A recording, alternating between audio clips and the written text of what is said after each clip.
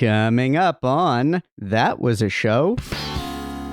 For the 2023 very special holiday episode, the TWAS team watches Christmas episodes from 3 classic shows.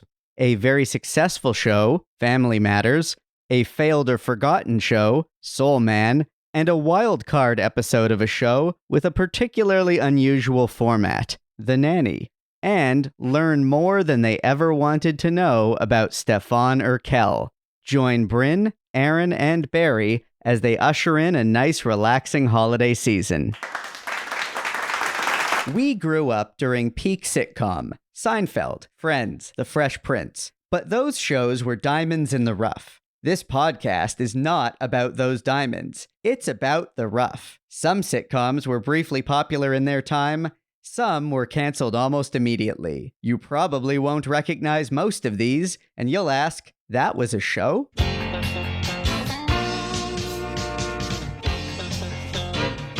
That was a show? The podcast about failed or forgotten sitcoms from the 80s and 90s, starring Brynn Byrne, Aaron Yeger, And Andrew Helmer as Barry. a Radio Gizmo production.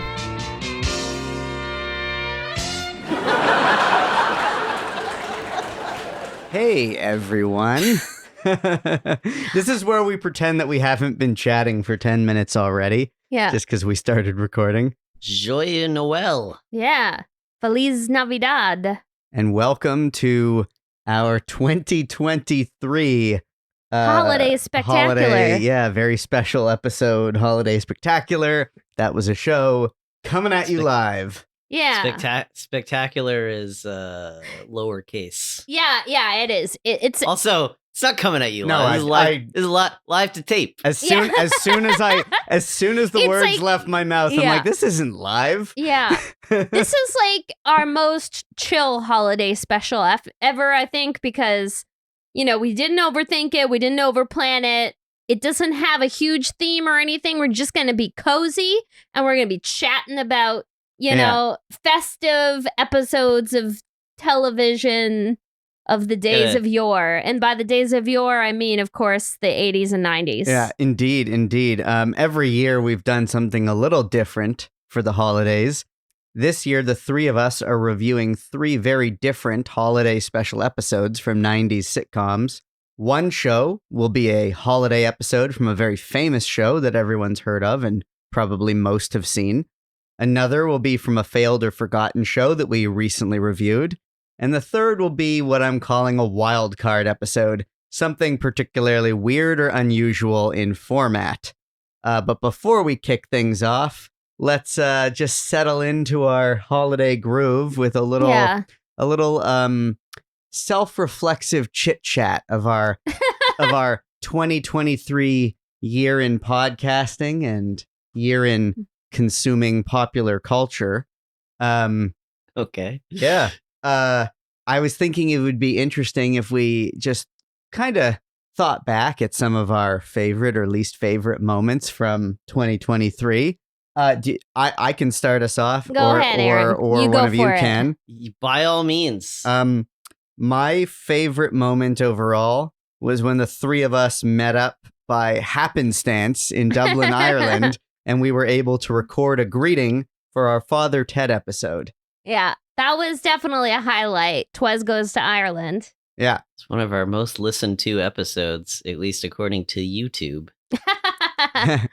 Yeah, I mean, because of Father Ted, because it's such a popular show internationally that It's huge. Yeah, And now so- I'm mad because I'm like, there might be a Father Ted Christmas episode.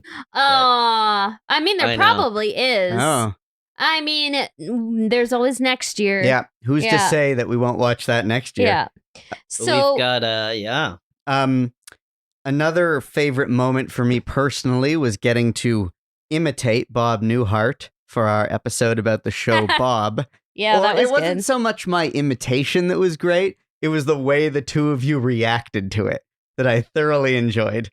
it was something else. It was really something to experience. Yeah, I committed to a bit and I wanted to see how long it would take for each of you to catch on. Anyone listening who hasn't listened to our Bob episode, the best way to understand what I'm talking about is to just listen to that episode.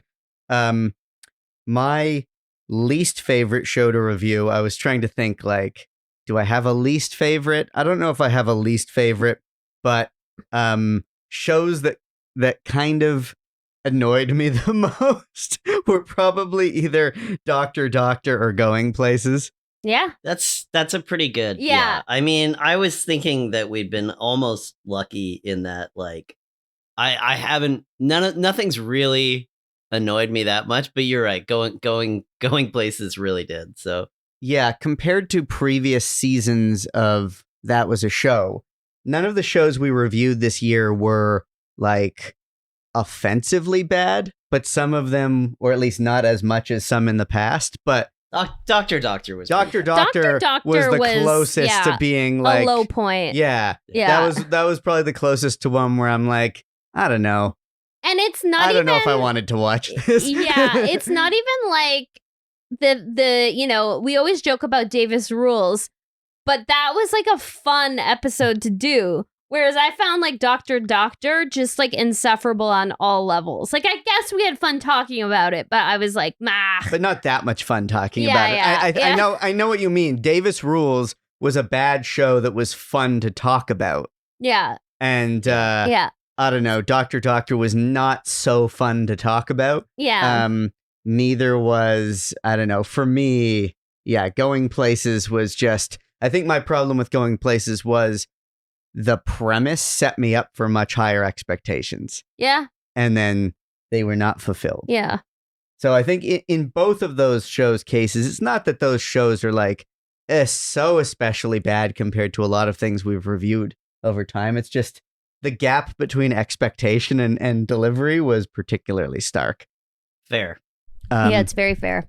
Do either of you have any favorite or least favorite shows to add? Maybe a favorite show? I mean, I don't know if it's a favorite show, but my favorite revelation from, like, because everything was fun this year. Like, the wild thing is I was looking back kind of at our catalog of this year, and I'm like, whoa, we did all of this year? Like, some of it, time is so confusing because it felt like we did some of these like 2 years ago. Like, it's very odd. But I think my two favorite things to talk about were Liz Night, the discovery of Liz Night, which we're going to follow up on like next season.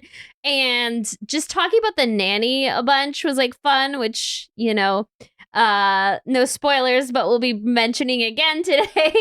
So that's like the two highlights that I had. And then I would say I just like kind of echo what you have to say about the least favorites. Pretty much I'm aligned with you on that. And like, yeah, I don't think there's anything like I liked like less than Doctor. Oh, the one thing I'll say is I found so it was fun to talk about the George Carlin show because George Carlin is such a legend. Yeah. But I didn't like the show. Like, I found the show was like very disappointing because it was a rough one. Yeah, because it was so mean-spirited. Like, it was just like not even. That's a very good point. It's like, actually, you know what? I might revise my vote for least favorite show because George Carlin, I had such high hopes for that show because of him. Yeah. And that show was so disappointing. And to me, it doesn't detract from the amount that I like Carlin because in like reading about the aftermath of the show, I think he recognized the mistakes that the show made perhaps. And it sounds like it may have been a bit of a like career turning point for him towards some of his better work coming after that. So, that was a rough one to. Okay, dissect. Barry, your turn. What do you have to say? I was gonna throw out Carlin as my least favorite one, probably. But there was a lot of ones that I enjoyed that I found myself surprised by. Like, I liked The Single Guy. I thought that was a lot. That was fun. A lot funnier than I was anticipating. Yeah. And a better collective cast than I liked Love and War. a bit because I really liked the rhythms of it. Yeah. And I liked how it was like, a real stage play of a show. Yeah, there was a lot of good stuff we did this year in general. I didn't care. You know what I didn't care for? I didn't care for the crew. I didn't like the crew. I just looked down at my phone and saw a picture and I was like, oh yeah, that. I somehow completely forgot. It was probably only 2 months ago. So Yeah, 2023. I did like Soul Man. So spoilers again. 2023 has been a bit of a blur. Like looking back at all the shows we reviewed, and it's a very wide variety of types of show. Like, yeah, it's hard to believe it all happened in 1 year. We covered a lot of ground this year. Like, and I hope you all like enjoyed, what we brought forward. We had fun. We always have fun, but I think like doing the show has become so much easier. Like in terms of just getting it together. Like we've really gotten into a good groove, and we've really found our, we've really kind of found our way with it. So yeah, here's to another great year of podcasting. Cheers. Indeed. Now, so yeah. I mean, I would just let's dive in. Let's dive into it. Dive on in and kick off this 3 ghosts of Christmas past that is that are these shows. So that's a great segue. What are we doing first? I think we should kick things off with Brynn talking to us about a very successful show that if you were, alive in the 90s, you've probably seen at least some of this show. Yeah. So I've selected Family Matters, and it is season 8, episode 13, titled "It Came Upon a Midnight Clear," which is, of course, a reference to the classic Christmas Carol. And yeah, I chose this one for several reasons. Like, A, it's Family Matters, so it's like one of the most popular and long-running sitcoms of the 90s that everyone knows.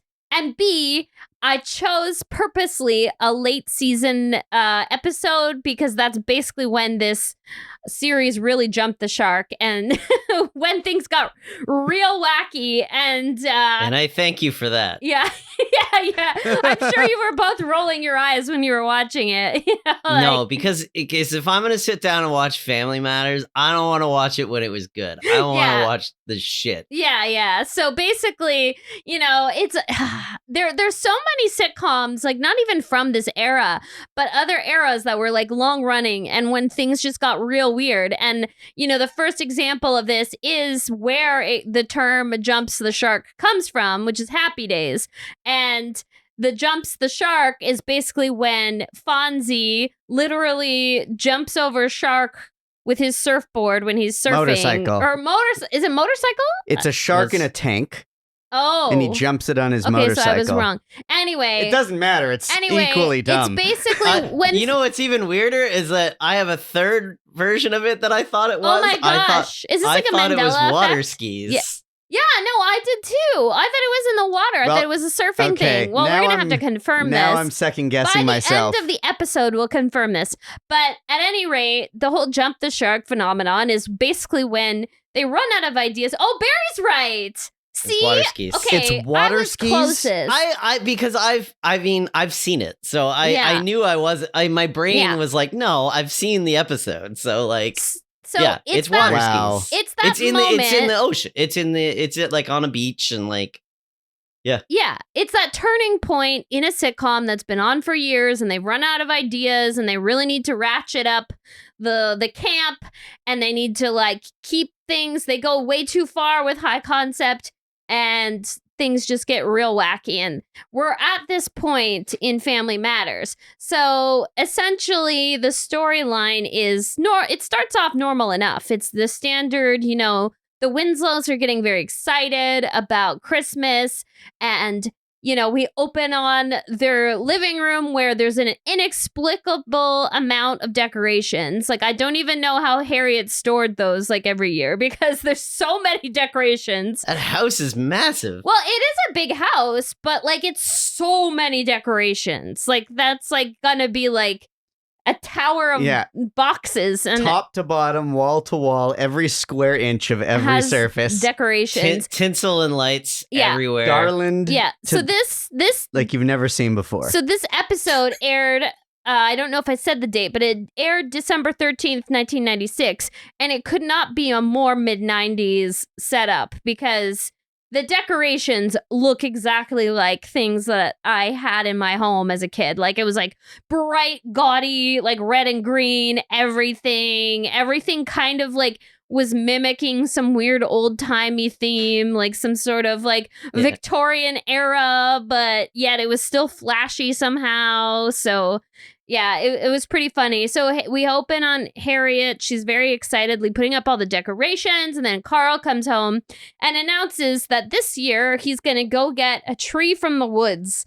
And it's free. And that was like an ongoing joke with Carl where, you know, he's kind of, you know, he never got used to the money. He's never gotten used to the money that they have. Exactly. So he's always trying to save a buck, and he's very excited because some guy that he knows has like this like huge property with a wooded area, and he's like, yeah, go cut down an evergreen on my property, like no problem. Like it's like a very heavily wooded area in some remote area, and yeah, so basically Carl is like immediately telling Eddie that they're going to go out together. It's this like Winslow men tradition, and Steve is also there, Steve Urquelle, the iconic Steve Urquelle, and he is upset because he wants to be a Winslow man. He's always had this weird relationship with the family. He's never had any boundaries and just desperately wants to be a part of the Winslow clan. And so he's immediately asking to go with them. And, you know, it's like, it's one of these things where it's like, why would they let Steve go with them? Eventually they give in, but Eddie also realizes that he has a conflict because he's going to be, of course, performing as Santa at a Christmas concert at a children's hospital. So, you know, because everyone was super charitable in 90s sitcoms. It's nice to see, but not necessarily realistic for a lot of like middle-class families. So basically, it long story short, it ends up being just Steve and Carl, which is Carl's nightmare.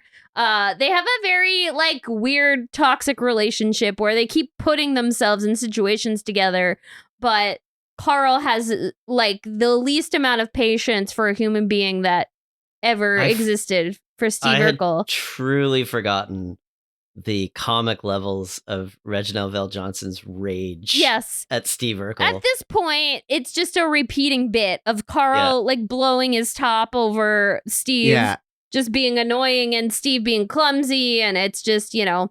So also the B plot here's where it gets wild. Before we go in, I have the backstory on all this, so don't worry. But this is where I want to loop. I want to, before we go here, I want to see how much Aaron watched Family Matters. Okay. And did he know what any of the this fuck meant? was going on? Okay. Yeah. I did watch Family Matters as a kid a lot. Okay. I also want to say I enjoyed then, and I still enjoy now, Carl a lot. Yeah. I love Absolutely. I love Carl Winslow, one of the best TV dads of all time. One of the best. Yeah. Yep. Love Carl. Love when he blows his top. Love everything about him. Yeah. Now they're all Harriet's great. They're all great. All great very, performances. Very funny. Anyway, so you knew. Okay, so you knew what was going on here. And so I will say. It's not one of those cases where Aaron just knows nothing. No. Yeah. I know a lot about the show. Yeah. Steve Urquelle is a character that you couldn't not know about Steve Urquelle in the 90s. You could not know about him, and I would say like my impression of where the show went off the rails, which was confirmed by watching this particular episode, is that it went off the rails way sooner. Sooner. Like 2 seasons earlier. Yeah. But basically, like Steve Urquelle was a hugely successful breakout character for a 90s sitcom, like hugely successful. But the thing is, But we're not talking about Steve Urkel I know, here, I are know. we? The thing is that Yeah. out of that came this whole thing of Stefan Urquelle, Steve Urkel's alter ego. And I knew bits and pieces of that Yeah. aspect of it because I would say most of the episodes of the show that I watched as a kid were like early season syndicated episodes that were young Steve Urkel. And I have memories of his whole like Clark Kent into Superman, Stefan Urquelle thing, but I didn't have a clear memory of like how that how all of that unfolded, like Yeah. what the origin of it was, how far they took it. So I didn't have like I just knew that Stefan was like the slick cool guy version of him that's like not a nerd or whatever, but like I definitely disengaged from the show when they started to overdo the Urkel shtick. And so, yeah, Yeah. it was So- interesting to see this Okay. representation of how far that went. So, okay, so the wild thing is, this is like a really jarring episode to randomly watch because the B plot, as I've started teeing up, is a love triangle between Laura Winslow, her current boyfriend Curtis, and Stefan Urquelle. And so I know you all are thinking out there, well, how could that be? How could we have Steve Urkel and Stefan Urquelle in the same episode? Yes, I did think that. So essentially, I had to kind of go and like look at the previous episodes. So I had to go as far back as season 7. Yes. So essentially, I remember. So I didn't do any. I started watching the episode, and I was like, "Ooh, we're at this point." yeah. Yeah, my note was just like, wait, Stefan is a separate person Okay, now? So let's backtrack even further to explain to people who possibly don't know. So Stefan Urquelle, as Aaron mentioned, is the cool alter ego of Steve Urkel. And Stefan Urquelle came about farther back, like I don't know the exact season that the first appearance of Stefan Urquelle was, but basically Steve, because he's a scientific genius, came up with what he called his cool gene. And it was basically this solution that would like change his like DNA or whatever and make him a cool, smooth Lothario of a young man. And basically, Nutty Professors it. yeah, he Yeah. professors it. That's a very good, Yep. that's a very good, Analogy. Great. Yeah. So anyway, yeah. So Steve drinks the cool gene and then becomes Stefan Urquelle, and Laura Winslow immediately becomes gaga over Stefan Urquelle. And so that's like this whole complicated thing in their relationship because Steve Urkel has always been in love with Laura Winslow, and she always has thought he was just too much of a nerd and never gave him the time of day. But the cool version of him, she's like desperately in love with him.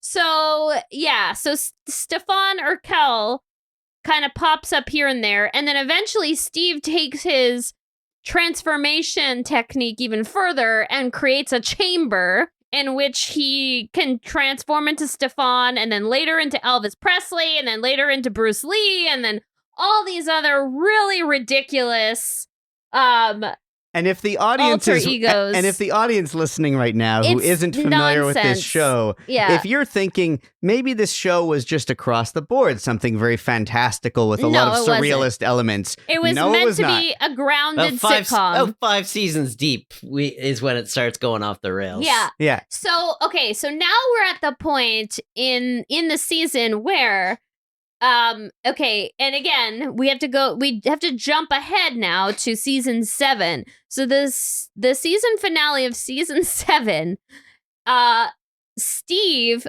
comes to a new scientific breakthrough where he is now able to clone.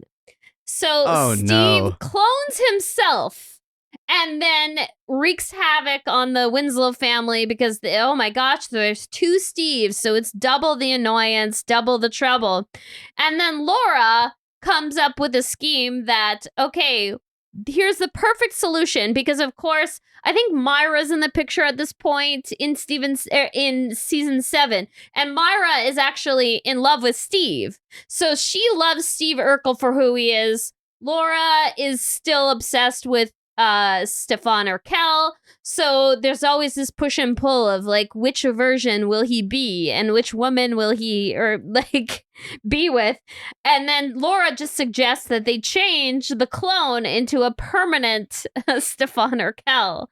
So that's what they end up doing. So wow. Yeah. So basically, he gets to live a whole separate life as Stefan Urquelle. Yeah. And then just becomes a reoccurring character on the show. So Stefan becomes a permanent fixture. That's so much dumber than I thought it would be. Yeah. It's real dumb. I assumed. But wait for it. We're not even out of the woods yet. No. Okay. Because then at the beginning of season 8, okay, Steve then has another breakthrough and is able to transport people with another machine. No. Yeah, so he's able to send people across the world to Paris. Why? So he sends himself and the entire Winslow family and Stefan to Paris. No.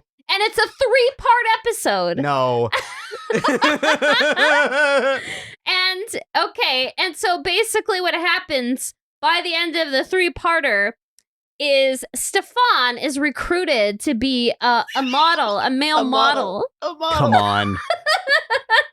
And decides to live in Milan to pursue the dream. What? And breaks Laura's heart, and Laura has to go back to the States. And then the rest of the season is Laura then kind of dating this Curtis guy as a rebound from her heartbreak from Stefan in her like long distance thing. And then Stefan comes back in this episode that we're talking about now. So that's why it's like a love triangle. And even before that, there was like a love triangle with Curtis because her friend Maxine was also into Curtis. So it's like this whole thing where Laura has this complicated love life. Poor Laura, you know. Poor Laura. The man of her dreams is simply a clone of her annoying childhood neighbor. Oh. And, you know, it's... But how does all that end? Do you remember?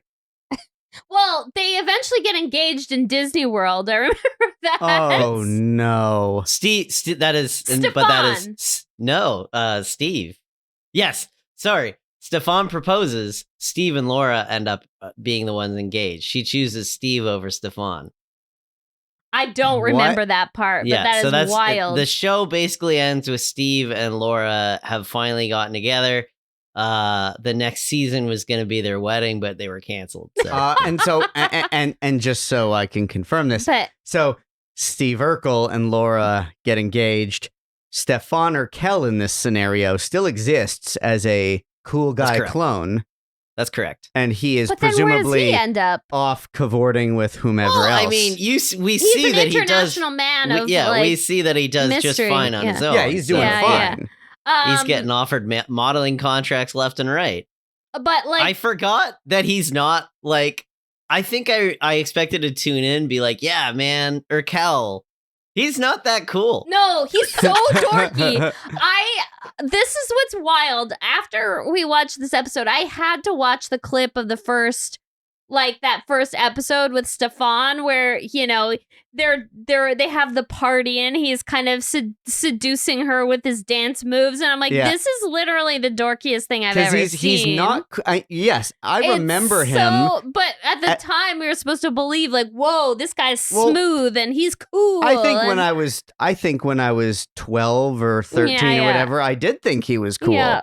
But watching it now, I'm like, this is just someone he's like Pepe Le Pew in human life form, but also it's so but also it's so try hard. Like someone who's actually cool doesn't need to put on such a show. Yeah, like doesn't need to act like such an intense presence in the room. Yeah, he's just annoying in a different way from Steve Urquelle. He just has, and he dresses like not a normal teenager. He's wearing these like big boxy 90s blazers that an R&B singer would, which was partly just the style at the time. Yeah. But like, you know what it is? It's like, you know, the trope in movies or TV shows where it's usually a trope that they do with women, where there's like a woman who has like glasses and her hair's in a bun, and she takes off the glasses and she lets her hair down, and suddenly everyone thinks that now she's beautiful.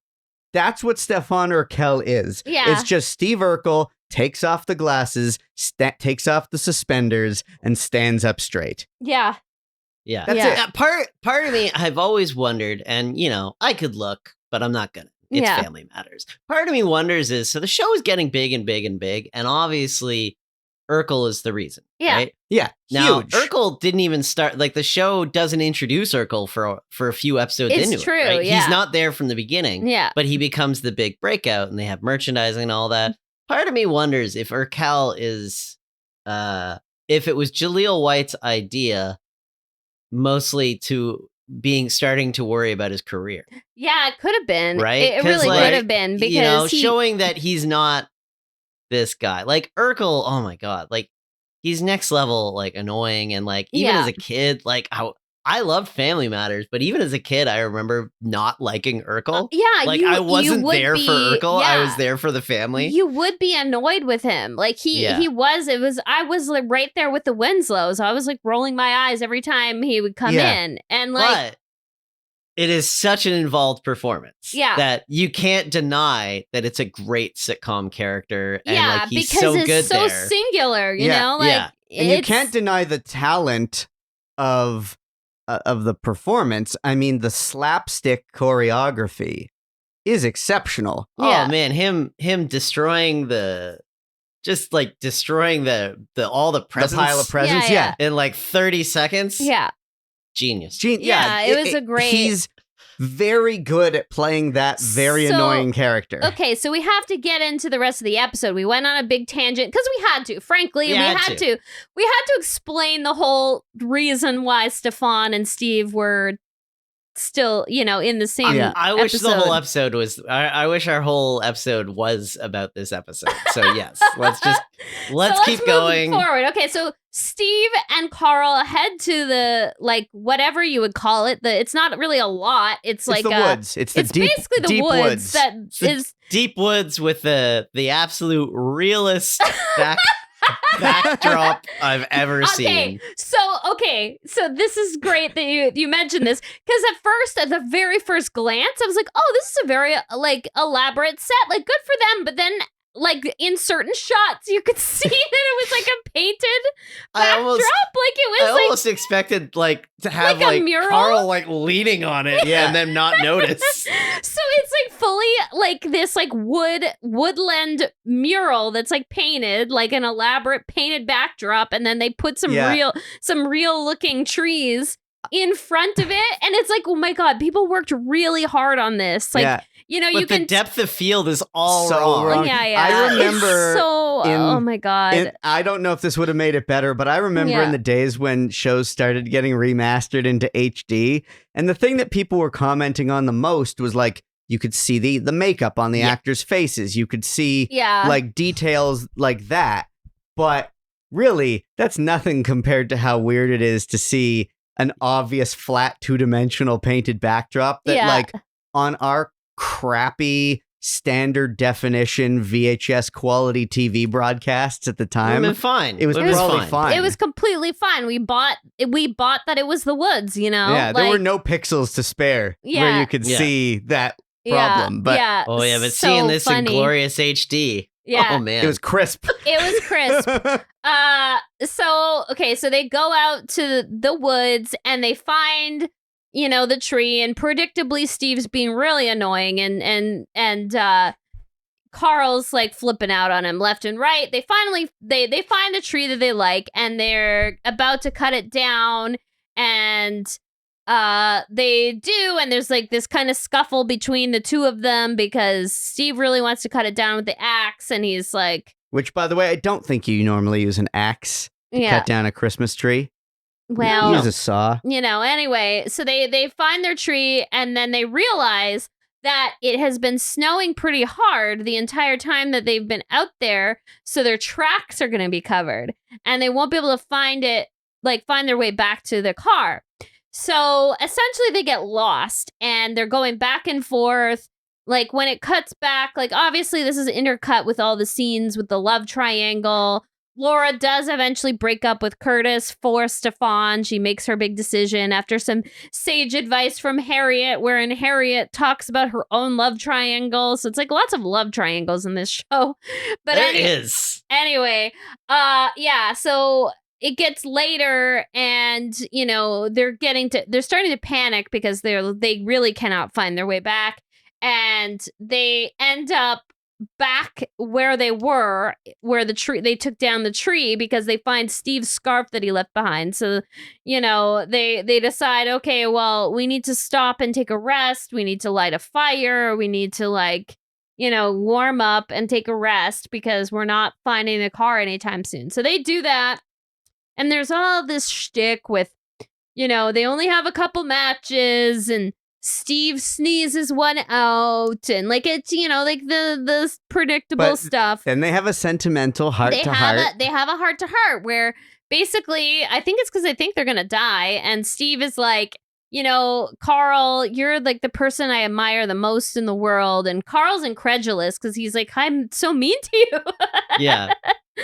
But it touches Carl because Carl is, you know, yes, he's grumpy with Steve, but at the end of the day, he's like a warm-hearted person. So they have a nice little moment. And of course, the score just does all the heavy lifting of telling you what to feel. Because it's like that sassy saxophone that... The sassiest of saxophones. Yeah, where it's telling you, you know, oh, you should feel like really sentimental now. And then ultimately, they get out because Steve notices, like, the stars, the sky has cleared. It's like a clear night sky, and Steve can clearly see the constellations, and this helps guide their way back to the car. And then he makes this comment, which I found kind of funny and perplexing, because he's like, Carl's like, oh, like, what? I don't know what Carl says, but he's like, but Steve says, this is like a Christmas miracle, courtesy of the big guy. And when he says big guy, it's because he calls Carl big guy. So Steve is referring to a different, more important big guy. He points to the sky and says the big guy. And I'm like, does he mean God or does he mean Santa? He means God. He means this God. Is not a Christian show. Like, it's very weird. He might have meant Santa. Yeah. He means God. No, he means God. Yeah, I guess. Sitcoms in the 90s were very, very... They were so Catholic that they didn't even need to specify it anymore. It was just ingrained into all of them. But anyway, so they get home finally, and then it's like the whole family is gathered in the living room, and it's like late at night, and they've decorated the tree, and they start singing "Oh Christmas Tree."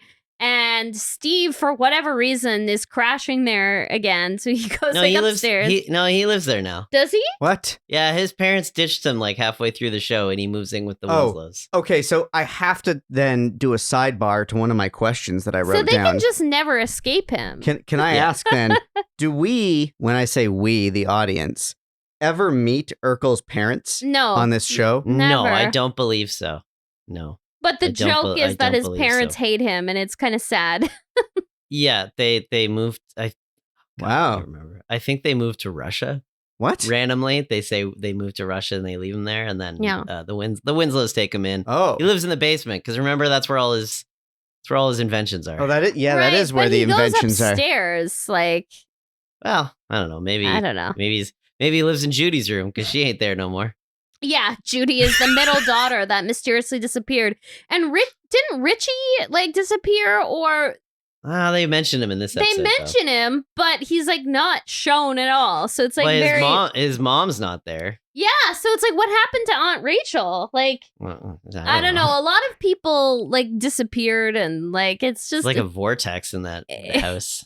Wow. But yet, you know, they have all these like Stefan and Steve's alter egos. So aside from all the shenanigans around Stefan Urquelle, this was a like when you take that aspect of it out, this was a classic example of a 90s special episode with like for sure almost like double bottle episode sort of thing with the with the sentimental moralizing and the heart-to-heart. There's always a disaster that lost somewhere, stuck somewhere. that keeps them from like some aspect of Christmas festivities or threatens Christmas festivities. And that's what happened in this case where, there's the threat of Carl and Steve freezing to death in the woods. And, they have to get back. And, there's some sort of like moral, like some like miracle or some moral moment where like they come together in a time of, crisis. Yeah. And that's like a very standard sort of storyline for especially this era. But I think any sitcom that does a holiday episode, that's the direction they go to, So, where it's like the true meaning of Christmas is your relationships with people and, telling people you care about them and blah, blah, blah. Making good moral decisions. And so I think to that end, this was a very good choice for an iconic archetypal you're welcome. thing. But I mostly did it for the whole Stefan thing. Yeah. I also just want to say, like, you know what bumped for me was after Laura comes to the recognition that she needs to break it off with one of these two guys. Yeah. They don't show the scene. We ran too long. Yeah, they don't show a scene between her and Curtis. Instead, they show a scene between Curtis and Stefan Urquelle, where Curtis is angrily confronting Stefan Urquelle and the whole like jealousy of her choosing him. And I'm like, I don't know. I feel like the much more appropriate payoff would be seeing Laura do the right thing and like break it off and tell him the truth. I guess they're setting up future plot lines of like Urquelle and Curtis having like a rivalry. Are they trying to set up? Because that was the part of all of the things in this episode that shocked me the most was the decision to not show her payoff. Yeah. Like it was weird. That was weird. Yeah. I do have to say, so we had the speech or the nice scene with Carl and Steve. It's a nice moment. It really is. Especially, like, or even Urquelle saying like, like after he's like, oh, you've been so mean. I've been so mean to you over the years. And he's like, I think overall you've been like, nobody's been more decent to me than you. And you're like, he's taken him into his home and treats him like family, even though he hates him. I really liked the scene with Harriet and Laura where Harriet is telling a story. She gives like a nice dramatic monologue. Yeah. But man, did I start getting mad when they were queuing up the music because I was like, she's carrying this. Yeah. Like, just let Harriet. She has the weight in her voice. Yeah. She gives a great, like, it's a 100%. Jo Marie Payton is Harriet, and she's great as always because she's funny, and then she can turn on the serious like that. Yeah, and then they start the halfway through her monologue, like the sad music starts coming, and I'm like, stop it, we know. She was an iconic TV mom as well. So I was just saying, like the Winslows, Harriet and Carl. 3 cheers to you guys. Absolutely. Best TV parents. Yeah. They are, for all that we might be ragging on the Steve Stefan thing, the parents in this show, they're doing their job. They never, like, in qualitatively, they never falter. They never. It's not even Reginald Vell Johnson's worst Christmas. I mean, yeah, that's true. Yeah. He's just like, I'm just glad I'm not working Nakatomi Plaza. Exactly. Today. Is he in any of the sequels? He's in the second one. Okay, well, we're gonna watch that this year. Aaron and I are gonna watch. Die Hard 2. Another small aside, but I was gonna ask you, Barry, if there was a particular Christmas movie you're definitely going to be watching this year, because we're definitely going to be watching Die Hard 2, which will be Brynn's first viewing of Die Hard 2. Die Hard 2. Yeah. I went and saw Die Hard at the review on Friday, so nice. I've already started. But, we watched Home Alone last night. Home Alone. I'm gonna watch Home Alone. Yeah. I'm gonna watch Muppet Christmas Carol as always. We watched Muppet Christmas Carol at my brother's when we did the tree shopping first. That's become the tradition. When we decorate their tree at their place, we watch Muppets Christmas Carol. Aw. And we're way more into it than my 4-year-old nephew. Like, absolutely, all of the adults there are way more into it, and we're always like looking over at him, like, huh? And he's just like, just like looking at a tablet, you know? I get it. Yeah. Yeah. Anyway, like, Okay. let's move on. Moving so that was on. our quote unquote successful sitcom. So now let's talk about an unsuccessful sitcom. I believe that's teeing you up, Barry. All right. So, as I teased a little earlier, we did another episode of Soul Man, starring Dan Aykroyd as the motorcycle wearing, cool guy priest, Mike Weber. So it was this was a pretty again tropey. I feel like I've seen Very this kind of tropey, yeah. story before. Basically a little bit of a take on It's a Wonderful Life in a weird way, Yeah. but not the fantastical elements of It's a Wonderful Life. So basically the story is, Mike takes his kids to the mall to see Santa, and there he encounters a very grumpy elf, gentleman playing an elf, at Santa's workshop, who is like, very makes everybody stick to the rules, and he's just has a bad attitude. He's very unpleasant. Very salty. Very unpleasant. And Mike tries really hard to just sort of like smooth things over with this guy, but then eventually kind of loses his cool and just starts giving it back to him just as good. And then the elf kicks the kids out of line at Santa, and then Mike gives him, or this is obviously a little out of order. Mike gives him his card and says, like, it sounds like you're going through a really hard time. Come see me anytime and I can talk to you about counseling or something like that. Yeah. Because, that's one thing we see with this character is that he is much more, he definitely embraces the counselor side of a priest, or a reverend rather. So they go back to the house, and then the elf is at the top of the church threatening to jump, and Mike has to talk him down off of the proverbial ledge. And, the most of the last half of the episode is just the two of them sitting on the church, just having a bit of a heart-to-heart. Mike's afraid of heights, so we get some funny elements to that. And then there's a great employment of Chekhov's trampoline, where in the very first scene, we are told that Mike is getting a trampoline for his daughter for Christmas. And then that leads at the end of the episode, the other is he another reverend or is he a deacon? I can't remember. I was half watching this. Falls off of the church and hits the trampoline. And I remember just almost being mad at myself for not realizing that they'd been setting that up the entire episode. Because they even sort of sprinkled it in later on that the trampoline's out back now or something like that. And I was just like, can't believe you got me. Yeah. Can't believe you got me. So yeah, it was weird because, Dan Aykroyd's always enjoyable as he is here. Yeah.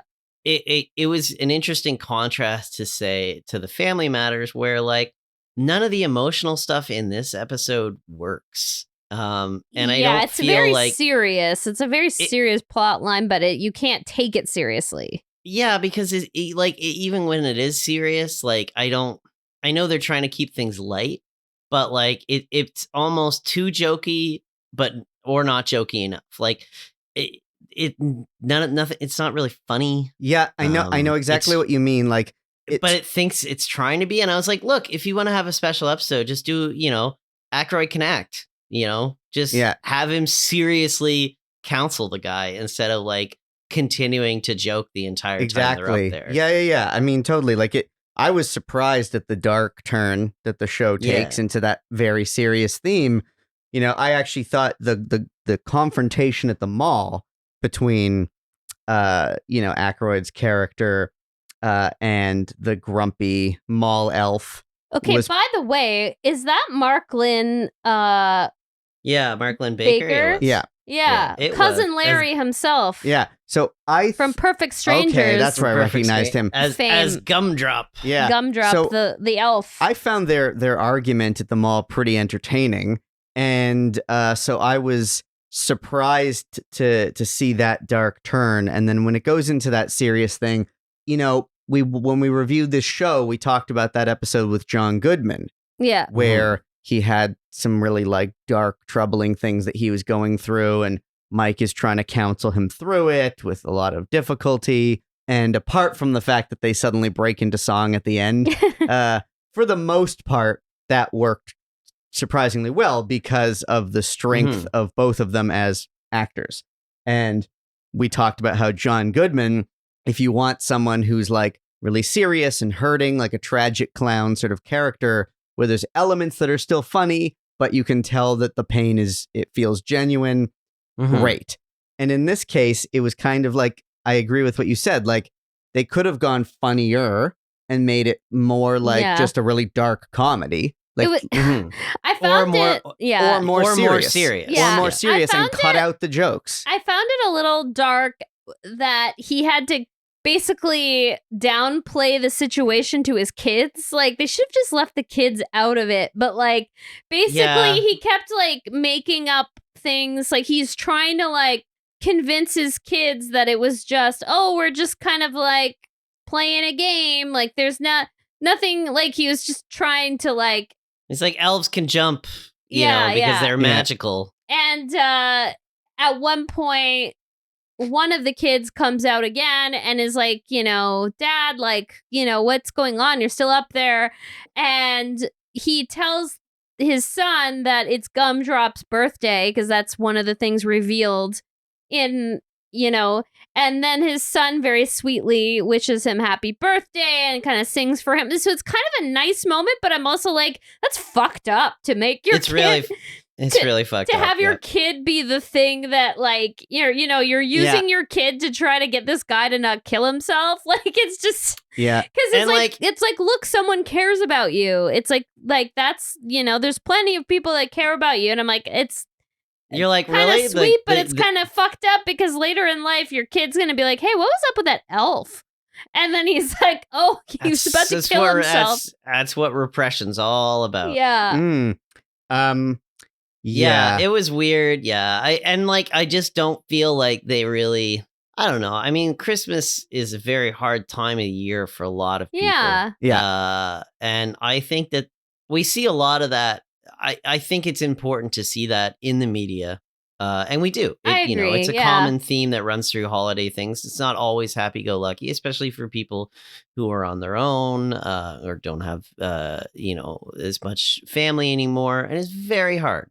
Very hard, especially, you know, not just Christmas specifically, but the holiday season, because everybody is gathering and stuff, and you're seeing things you don't have, and yada, yada, yada. And it's yada, like the end of a year, so you start looking back at, like, you just naturally get into this mode that's like a little morose and like, and it's dark and cold and you're stuck inside, which doesn't help. Dark and cold and you're stuck inside, and I spent 30 seconds saying that stuff, like, off the top of my head, and I feel like that hit on more points than the show did.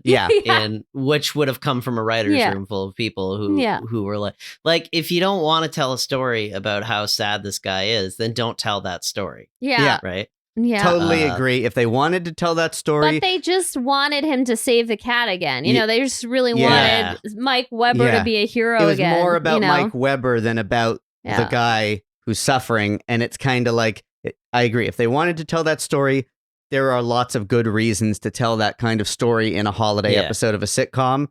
This didn't feel like they actually wanted to tell that story. We're not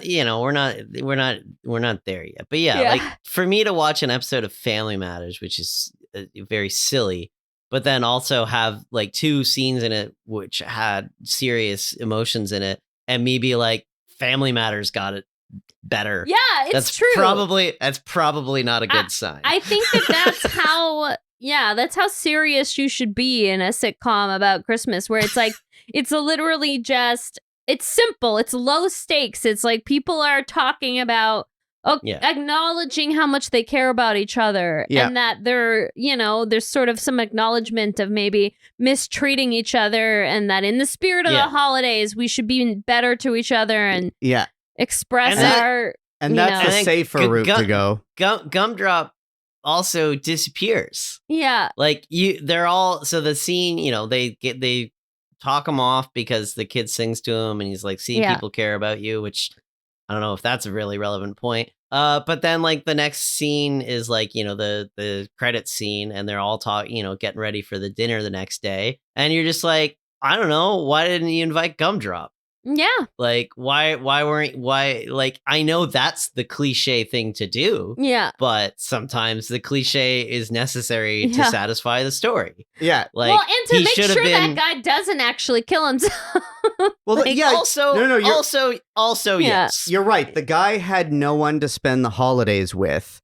So so if we follow the show don't tell formula of great screenwriting, they needed to actually demonstrate giving him someone to spend the holidays with, not just saying a few nice words to like back him away from the edge. And also, we haven't talked about, so we talked about the dark turn. We didn't talk about the fart turn. Oh yeah, what the fuck? So okay, I hate a fart joke. I'm on the record as saying I really do hate a fart joke. I thought this was a pretty good one, especially because I think, again, was that a callback though? It's a cliche way to take it.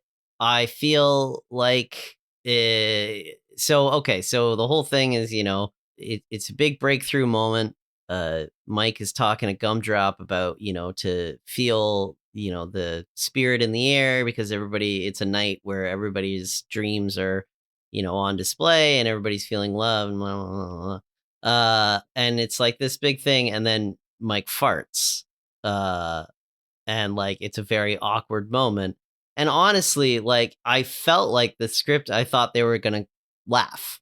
And that would be what kind of snaps the guy out of it. To break the tension. Yeah. To break the tension. But they don't do that. They just let it sit there. And I was like, then why do it? Yeah. Like, it's only like I hate a fart joke. But but also farts are funny. And it would have that worked. might have been a moment where, like, here's this guy trying to give his all to talk this guy off of a ledge, and he farts. Yeah, and he says all these great things, and it's the fart that does it. You know what I always find hilarious is vomit. So I was very disappointed that the kid, we didn't see him barf on Santa. Like it was we were only told. It was off camera, and I felt cheated because nothing gets me more than a really well-timed barf. Like I love it. Like you heard it here first, guys. I'm the same way. Yeah, I love a good barf. It feels, I don't know if it's because it's so comedically cathartic or what the deal is, but if someone just like barfs out of nowhere, like, and I'm obsessed. It gets me, it sends me into the giggles immediately. A couple little reactions, little side notes about this show. Obviously, we would probably know this if we had watched several interim episodes between the ones that we reviewed and this one. But Glenda, the woman in his home with the slightly ambiguous accent, who's like, then kind of caps off the episode lecturing about. I think she's around. I think she's around. I think she's I think she works for the church. Okay, so she's like cooking them dinner. Cooking dinner, and she is, I think we are to presume, a vegetarian and doesn't want to prepare a ham, which is what they've all requested for dinner, and she wants to make some sort of lentil loaf. And which made me so sad to hear. To make the point, I feel bad for them. But to make the point to the kids, she brought a baby piglet to the house and introduced it to the kids so that they would fall in love with a cute little pig. And then the implication would be, I'd have to slaughter this pig in order for you to have ham. And I thought that was a lot to tack on as a button. It was because not a subplot. That's a button. I feel like it must have been a B plot that got basically maybe it got cut down in the edit. They were like, we only have time to just shove this into the credit because we let a few of the other scenes go long. Okay, maybe that's what happened. Actually, the whole episode was a little. There was a few bits where I was like, I feel like we're skipping along here.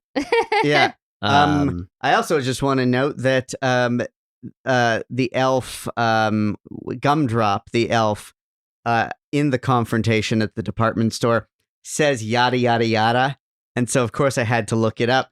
This episode aired December 16th, 1997, mere months after Seinfeld introduced the expression yada, yada, yada to the world in April. No. They didn't introduce it to Aaron, the world. yada, April yada, of that yada. same year. Yada yada yada has existed for yada yada yada. No, Before. but that Seinfeld episode made it very popular for people to say at that time. I don't think you can make that connection. I think that's a reach. No, I think that this show airing 6 months after, I think it's playing off of Hooray. the Seinfeld episode. I think sitcom writers watch sitcoms. I think that's a reach because Yeah. I think the whole thing about the yada yada episode is that it's a thing that people say. Yeah. And They're commenting on something nobody that says people what's say. yada yada yada. They say you can't yada yada over sex. Yeah. I'm not. they know what they already. It's a common saying, it was their constant employment of it that made it fun. Well, I'm not saying that no one had ever said it before. I'm just saying that I think that this sitcom writing that line was a reference. That's my I think so. I will let you have you your can own have headcanon. it, sure, I will Aaron. let you have your own headcanon for that. Fine. That is fine. I feel like this was a very disappointing episode of television. It was the first episode of the 3 things that we watched, that I watched. So I imagine we all watched these in different orders. Yep. This did not get me off to a good good start. I was like, oh, this is going to be torture. Yeah. But then I liked the Nanny one and I liked the Family Matters one. So, Well, All right. then Well, let's let's move dive it on. into Speaking the Nanny. of the Nanny, finally we come to my pick, the Wild Card Show, an episode with a weird format, and I have chosen a very special episode of the Nanny called Oi to the World, which is officially season 3, episode 14. What makes this episode so unusual? It's fully animated from top to bottom in the same cartoon style as the opening credits of the show. So for anyone who's familiar with The Nanny, you can imagine what that would look like. It originally aired December 18th, 1995. It's also interesting, I just realized that the 3 shows that we chose were 95, 96, and 97. Oh, 3 that's consecutive interesting. years. Yeah. And all released like in the December teens of their respective years, which Yeah. is not surprising. Anyway, in this fully animated episode of The Nanny, Brighton, the boy for whom she's a nanny of, Who's always the brat of the 3 Yeah. kids. is acting selfishly, and Fran wants him to be generous of spirit, aka learn the true meaning of Christmas. On their way to a homeless shelter to volunteer, they're hit with a gust of wind, causing Fran to go on a journey into a fantasy world after a classic bonk on the noggin. So she travels to the North Pole with Brighton and her dog Chester, who can now talk, and they go to save Christmas from the Ice Queen, or abominable Babcock, who is a representation of Cece Babcock, Fran's chief antagonist in the series. I should also cut in to mention that it's not like it becomes animated after she gets the bonk on the head. This The episode whole is thing is animated. yeah. from the start, even before that. So, and then Niles as well is like multiple characters. So he's like a talking snowman, and he's an elf, Yeah, so and he's like a. I'll get yeah. to that. So Maxwell Sheffield is basically Santa, and Niles is some sort of Elvis-inspired singing elf, but also a whole host of other sort of Characters. Santa's workshop Yeah. characters. In the end, Fran needs to warm Cece's icy heart by showing her some kind of kindness, and that comes through setting her up on a date after realizing that she's lashing out at Christmas because she's lonely. So, there's my capsule description Yeah. of the show. Very well described. Yeah. Either of you can jump in now Well, and react. I generally liked it. I thought it was very kitschy and cute. Like it was very like campy, and it kind of a lot of it was like, you know, based on classic Christmas specials and Christmas movies, like the, you know, like the style of Rudolph and the like Rankin Bass. yes, that whole grouping of Christmas classics. So it was I thought it was very cute. Like, I especially loved like the animation of the abominable Babcock. Like, I thought that was funny. Like the way the character was styled.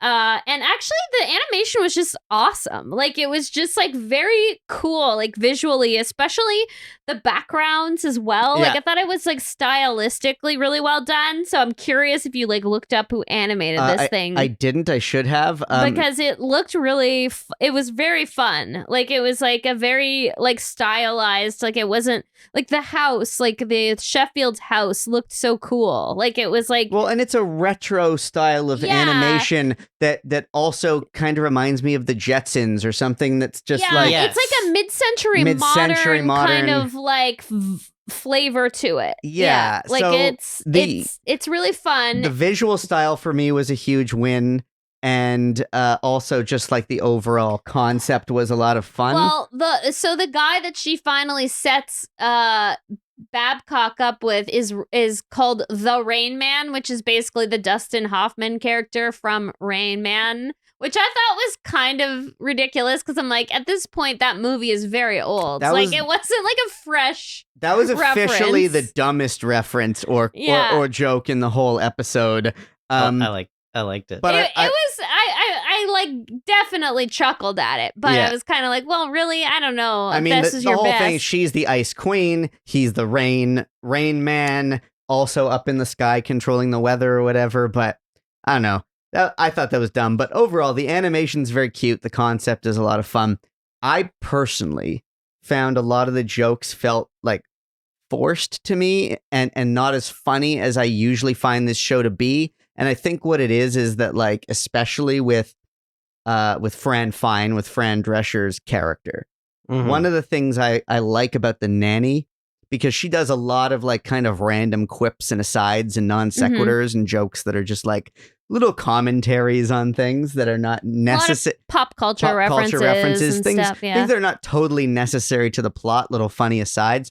And I think that her performance of those jokes, yes, people think of her as like having a funny voice, but I want to propose that her body language and facial expressions are the most winning part of why her delivery of those jokes works. So you works. missed out on that with animated I missed out on that because this animated style, while very cute and awesome artistically, is not emotionally detailed the way that animation in some sort of dedicated long-running cartoons hone a way of like putting enough detail into the facial expressions to really sell the jokes. I'm thinking like The Simpsons or whatever, where for me it felt like, artistically it's a cool visual, but it really kind of it was very flat in the sense that it disconnected the delivery of the jokes for me. So the jokes just became about as funny as if I like read them off of a piece of paper. Yeah. And so for me, like a lot of those like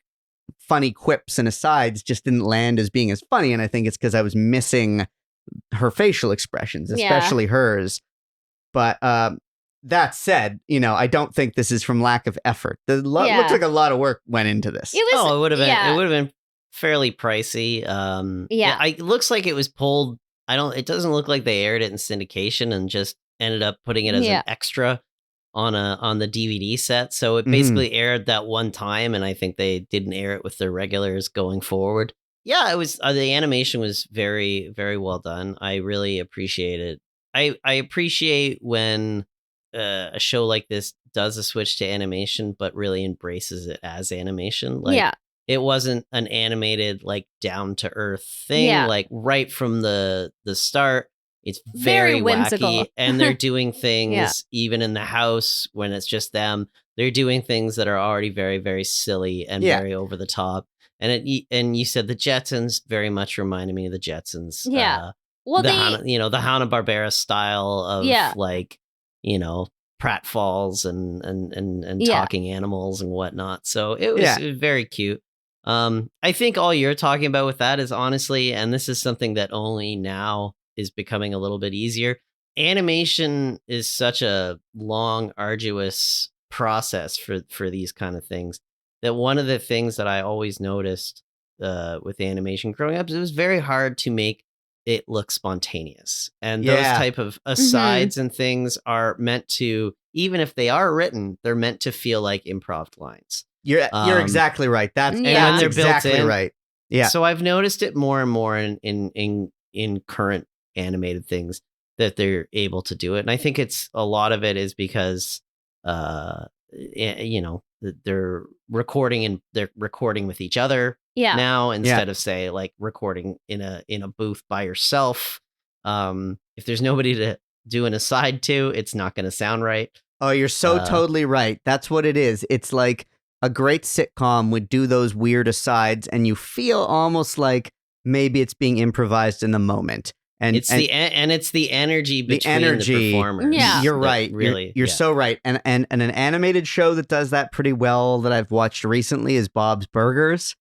Bob's Burgers does it very well. For example, Yeah. especially Gene has lots of like the Gene character has tons of like random little quips, and they always land.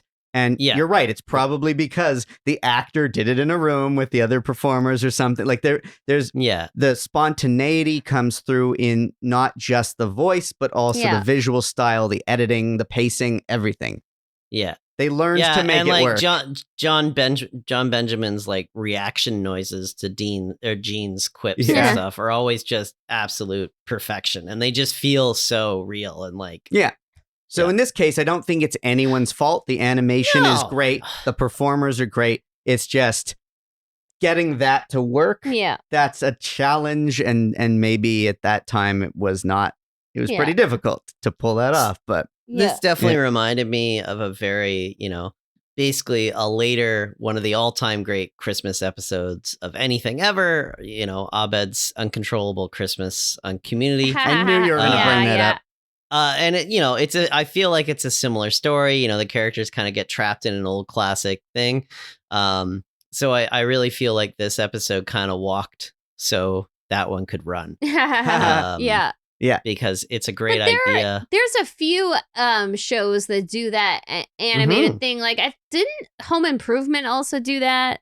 Yeah, and it was funny because didn't they also sort of do it in the style of their opening credits too, because their opening credits were kind of animated too, or am I remembering that wrong? You might feel like they did it in the style of the old school puppet. Yeah, that's right.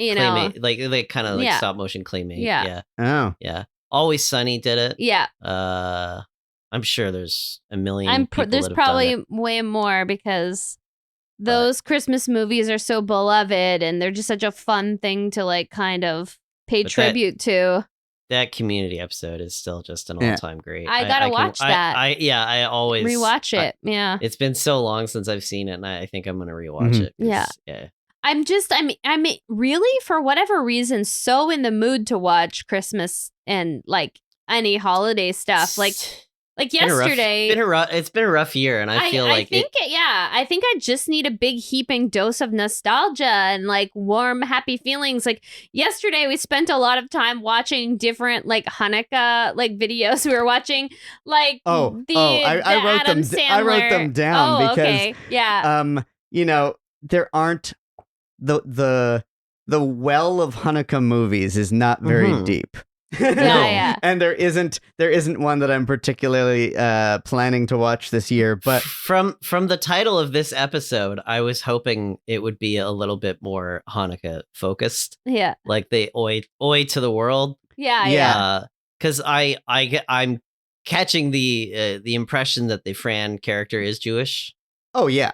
Yeah. Okay. Oh, okay. So if you haven't watched, explicitly. Well, we talked about the one year they did a Hanukkah episode. They did a Hanukkah episode we talked about, but also if you're not super familiar with the show, this is my first episode in probably about 20 years. Okay. So Fran is very explicitly Jewish. Her mother and grandmother, who are also in the show, are as well.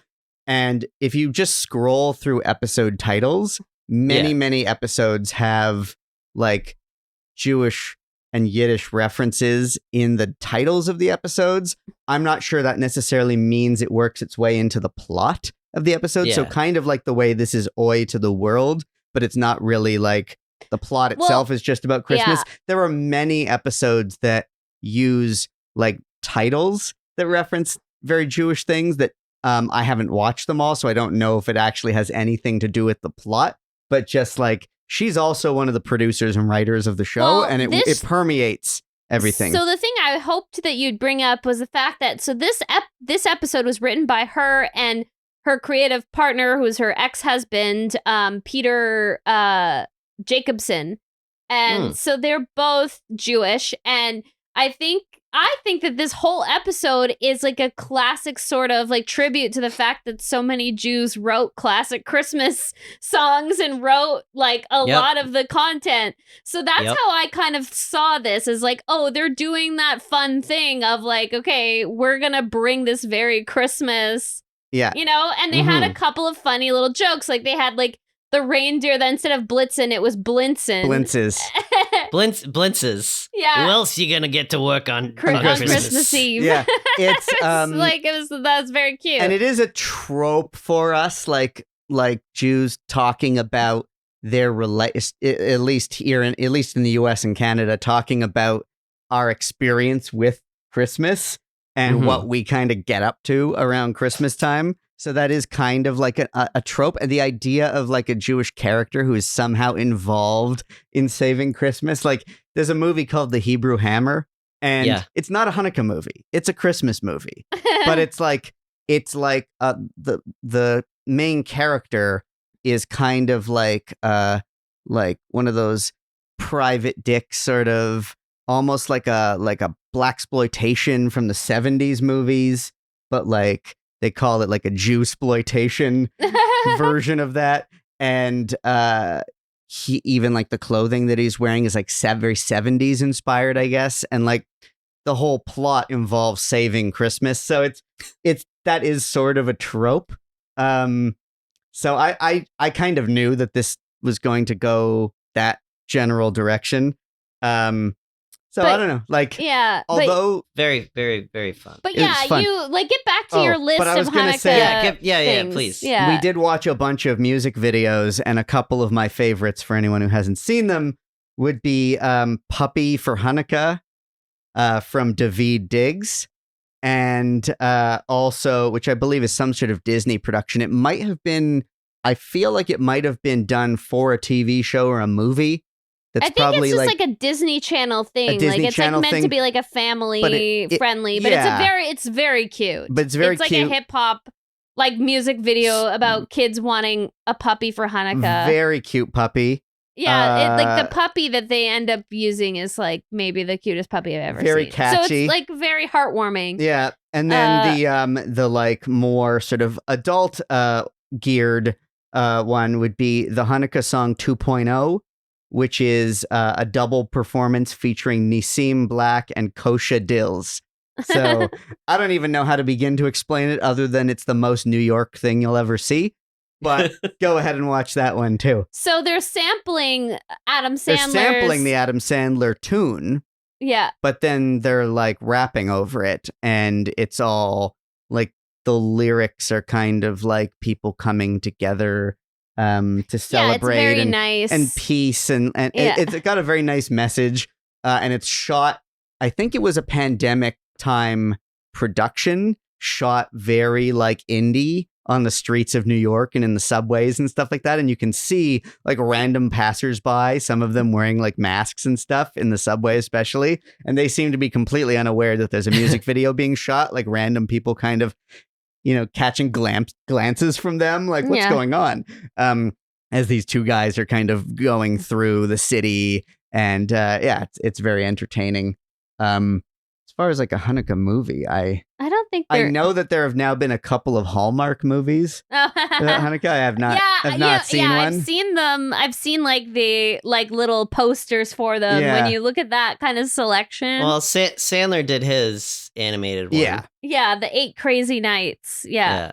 So maybe we'll watch that because I've never seen that one. But and then there's of course the classic. Oh, we've already talked about this on the podcast on one of our holiday episodes, the Chrismukkah, the classic Chrismukkah episode of the OC, where it's Seth Cohen, in his ultimate, because he's half Jewish, half Gentile kid. And it's kind of like how he combines the best of both holidays to make the ultimate holiday. If there's one thing you can always count on Seth Cohen to do is to make something about himself. Yes, exactly. Yeah. There's some great Chrismica episodes. There's a weird like conceptual one later on where they do like kind of a It's a Wonderful World like alternate reality thing where like can't remember how it is, but they do a Chrismica episode that is like set in an alternate universe where I think it's they never adopt Ryan or something like that. Or I don't remember. It's good. Speaking about high concept, just briefly going back to the show we just reviewed, was there a bit of a like Wizard of Oz style thing going on there in the way that she gets like bonked on the head and goes on this fantastical journey? I guess so. I guess you can the make Wicked that. Witch and that sort of thing. Yeah, but that is, I think that there must be like a Christmas movie that has that as well. There must be something. Yeah. I mean, I was briefly showing Aaron clips from Santa Claus is Coming to Town, which is one of those other classic. And I'm like, oh, I really want to watch that. But it's not free anywhere. You have to like rent it. So I'm like, do I want to spend the money on it?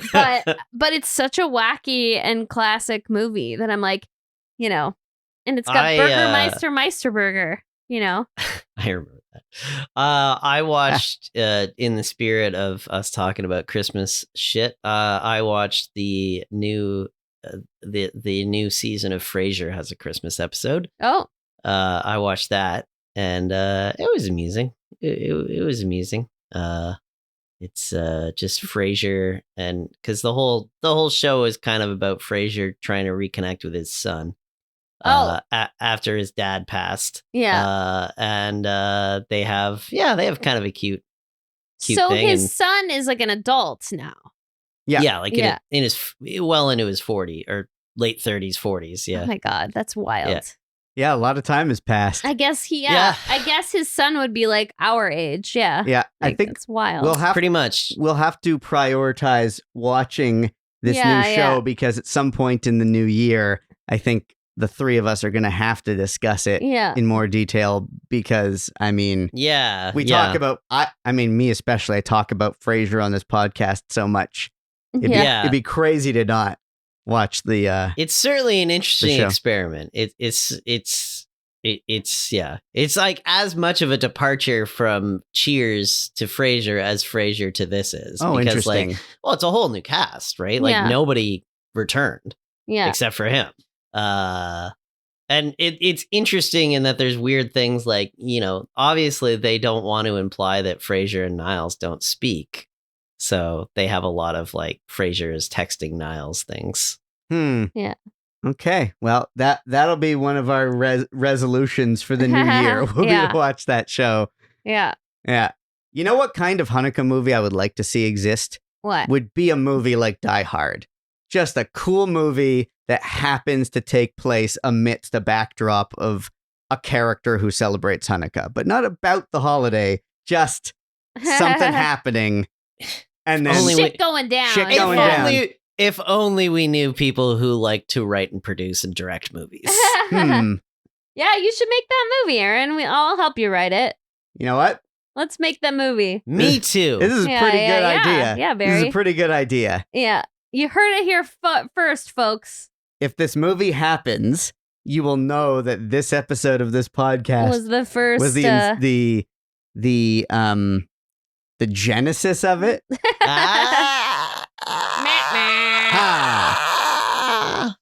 Old Testament jokes. Father Mike would have loved that. Yeah, he would have. He would have indeed. Yeah. Well, any final thoughts on the three shows we reviewed? No, I just want to say it was really fun to have this little another festive episode, and I love that we kind of didn't overplan it and that we just kind of there was no pressure. We didn't put any pressure on ourselves. Just like with the holidays, I think the holidays get a little bit crazy when you put too much pressure on them. When you just kind of keep it chill and don't overconsume and don't, just like keep it as something that should be kind of cozy and kind of nostalgic. Like that's like the best way to treat the holidays. And then, of course, seeing friends and loved ones, like that's, and that's what we did today. We just kind of revisited some shows that, were easy to watch and easy to absorb and got to spend this time together and spend this time with all of you out there, That's great. Totally. Happy December 15th, everyone. Yeah. Yeah. So thanks for listening. This will be our last episode of 2023. We're going to go on a little bit of a holiday break, and we'll come back to you in the new year. Woohoo! With some sort of other weird show. Yes, indeed we will. I want everybody out there, since you're hopefully listening to this before the holidays, to, have wonderful times with loved ones, family, friends, however your family or chosen family appears to you.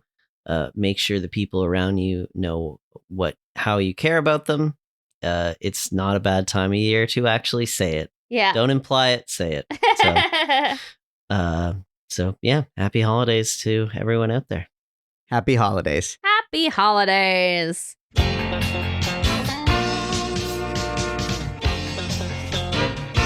That Was a Show is created and hosted by Brynn Byrne, Andrew Barry Helmer, and myself, Aaron Yeger. It's a production of Radio Gizmo in Toronto, Canada. Subscribe, rate, review, and share. Follow us on Instagram and tell your friends about it. That Was a Show? Radio Gizmo.